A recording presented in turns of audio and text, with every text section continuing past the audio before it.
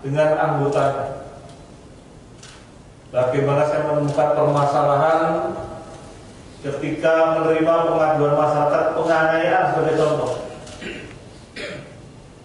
Ketika orang dianiaya dan korbannya berhadapan, langkah-langkahnya apa? Seorang panit SPKT lapor sebagai rujukan bersama korbannya, KSPKT membuat surat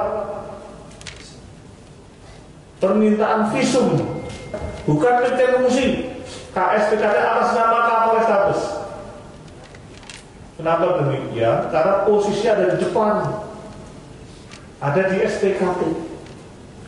Di Kepresrim minta bantuan Iden untuk moto mengambil gambar sesuai dengan aslinya pada saat melapor. Bahkan berita pengambilan foto, berita pengambilan foto korban pengaduan penganiayaan dilampirkan di LP-nya, di print segera, lampirkan tanda tangan Iden. Itulah menandakan hari itu juga ada kejadian begitu.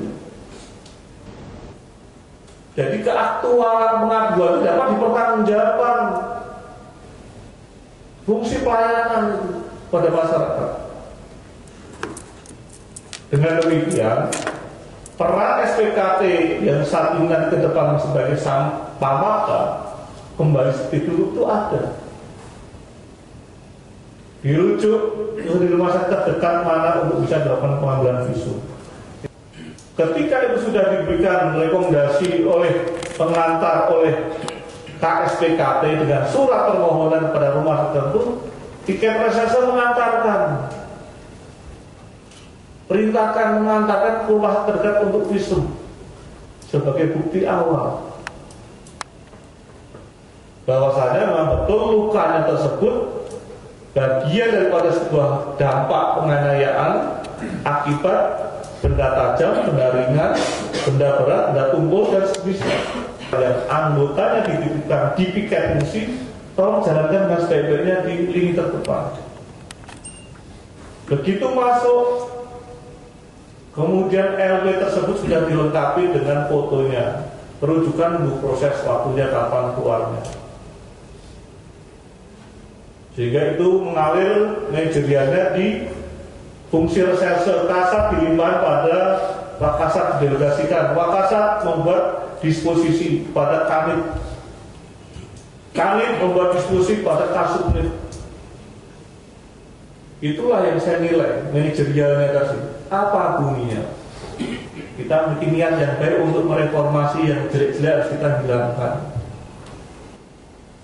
Jadi kalau kalian memiliki integritas, kalian akan maju sesuatu dengan nyaman. Itu yang saya harapkan, kalian memiliki cara kerja yang cepat. Speednya dipercepat, Pak. Dan bisa kerjasama untuk membuahkan suatu tujuan kita. Kita itu tujuan kita membuat terangnya tidak pidana atau memutuskan itu bukan peristiwa pidana. Yang pada akhirnya ada peningkatan kualitas, tidak sia-sia Mabes Polri menggelorakan semacam yang namanya reformasi, transformasi, itu tidak istilah saja. Saya katakan kalau kalian acuannya terlibat dan catur wasiat sampai kapan kalian jangan takut menghadapi permasalahan. Kita ikhlaskan, kita serahkan kepada Tuhan, pada Allah, namun kita ikhtiar belajar bagaimana cara untuk lebih baik.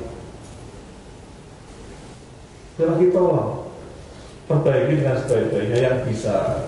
Karena yang saya sampaikan itu adalah hal yang mampu, saya pikir mampu lah. Tinggal kemauan ada.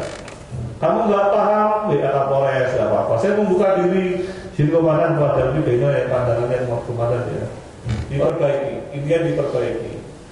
Judulnya adalah alasan Kapolrestabes Palembang kepada Kasat Reskrim, Perwira Satreskrim dalam meningkatkan pengawasan kecepatan penyelidikan tindak pidana pada setiap laporan polisi. Itulah clue-nya, Pak.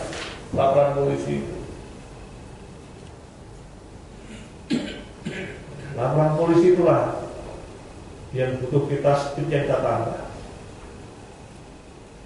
Dengan analisa itulah saya berharap kalian bisa menerjemahkan.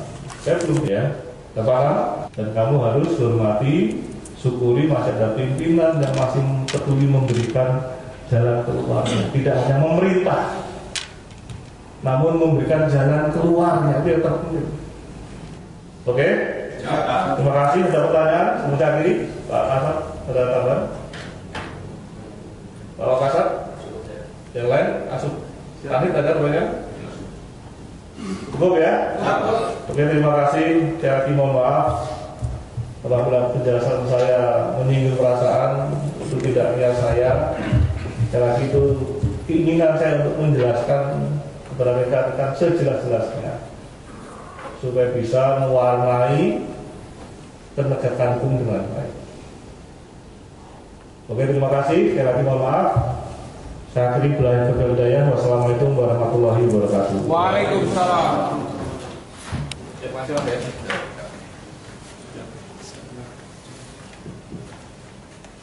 Boleh.